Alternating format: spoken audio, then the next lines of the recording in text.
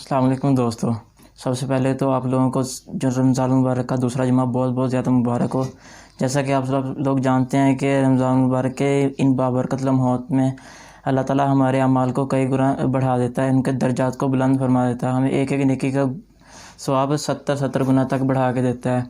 اسی طرح آج میں آپ لوگوں کے ساتھ نماز صلاۃ و تسبیح کی اہمیت اور اس کو صحیح طریقے سے ادا کرنے کا طریقہ آپ سے لوگوں سے شیئر کروں گا۔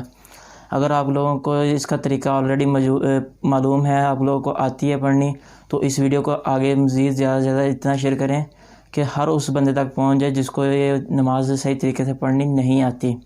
سب سے پہلے حدیث شریف میں آپ کو سنا دیتا ہوں۔ حضور پاک صلی اللہ علیہ وسلم نے فرمایا ہے کہ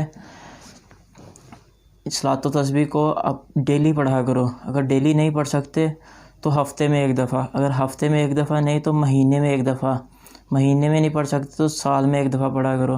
اگر سال میں بھی ایک دفعہ نہیں پڑھ سکتے تو اس کو کم از کم ایک دفعہ اپنی زندگی میں لازمی پڑھو۔ اس کو بہتر طریقے سے ادا کرنے کا طریقہ یہ ہے کہ سب سے پہلے ہم نے 4 رکعت نوافل صلاۃ و تسبیح کی نیت باندھنی ہے، اور یہ نوافل ہیں، سنت یا واجب نہیں ہے۔ نوافلوں کا ثواب بھی رمضان المبارک میں آپ سب لوگ جانتے ہیں کہ اللہ تعالیٰ نے فرائض کے برابر رکھا ہوا ہے، اور فرائض کا ثواب 70 گنا بڑھا کے رکھا ہوا ہے۔ اس نماز صلاۃ و تسبیح کی فضیلت تو ویسے ہی بہت زیادہ ہے، اس لیے اس کو بہتر طریقے سے ادا کرنے تقریباً ہر مسلمان کو آنی چاہیے۔ اسے کو سب سے پہلے ہم 4 رکعت نوافل صلاۃ و تسبیح کی نیت باندھیے۔ نیت کرنے کے بعد ہم نے ثنا پڑھنی ہے۔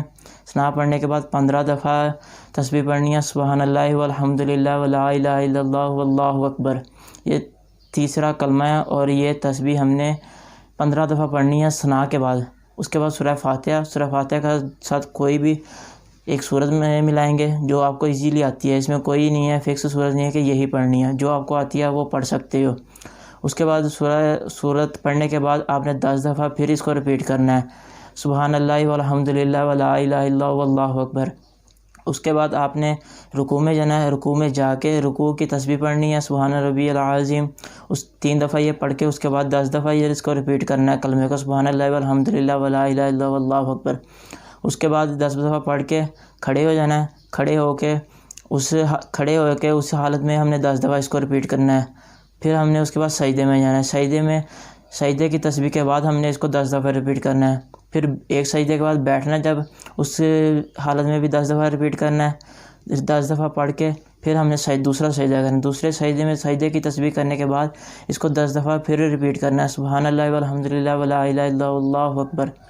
اس طرح ہم نے ایک رکعت میں 75 دفعہ اس کو پڑھنا ہے، اور 4 رکعتوں میں ہم نے اس کو 300 مرتبہ پورا کرنا ہے۔ اسی طرح ہم کھڑے ہو جائیں گے، کھڑے ہو کے دوسری رکعت میں پہلے 15 دفعہ تسبیح ریپیٹ کریں گے، اس کے بعد سورہ فاتحہ دوسری سورت اور 10 دفعہ پھر اس کو ریپیٹ کریں گے، رکوع میں 10 دفعہ رکوع کی تسبیح کے بعد، پھر کھڑے ہو کے 10 دفعہ، سجدے کی تسبیح کے بعد 10 دفعہ، بیٹھ کے 10 دفعہ، پھر سجدے کی تسبیح کے بعد 10 دفعہ، پھر ہم نے اسی طرح اتحیات پہ آنا ہے۔ اتحیات میں جیسا کہ آپ کو پتہ ہے نوافل میں اگر ہم 4 رکعت نوافل پڑھ رہے ہیں تو اتحیات نوافل میں اور غیر مؤکدہ سنتوں میں آخر تک پڑھتے ہیں، یوم یقوم الحساب تک۔ یوم یقوم الحساب تک اتحیات پڑھ کے آپ نے تیسری رکعت کے لیے کھڑے ہونا ہے اور ثنا سے شروع کرنا ہے، ثنا پڑھنی ہے۔ ثنا پڑھنے کے بعد پھر 15 دفعہ ریپیٹ کرنا ہے تیسرا کلمہ، سبحان اللہ والحمد للہ ولا الہ الا اللہ واللہ اکبر، اور اس کے بعد سورہ فاتحہ سورت 10 دفعہ پھر ریپیٹ کرنا ہے۔ اسی طرح 2 رکعتیں پہلے جیسے کمپلیٹ کی ہے اسی طرح ان کو 2 رکعتوں کو کمپلیٹ کریں گے۔ امید ہے آپ لوگوں کو اس کو پڑھنے کا طریقہ سمجھ آ گیا ہوگا۔ رمضان المبارک میں کہ ان بابرکت لمحوں میں اس نماز کو زیادہ سے زیادہ پڑھیں، اور دعاؤں میں مجھے اور میرے والدین کو بہت زیادہ یاد رکھے گا۔ اور ہاں، اگر آپ لوگوں کو سمجھ آ گئی ہے اور آپ لوگ چاہتے ہیں کہ آپ کے باقی دوستوں کو بھی یہ پتہ رہنا چاہیے تو آپ اس ویڈیو کو زیادہ سے زیادہ شیئر کریں تاکہ ہر مسلمان اس تک پہنچے اور وہ بہتر طریقے سے اس کو پڑھ سکے۔ تھینک یو سو مچ، اللہ حافظ۔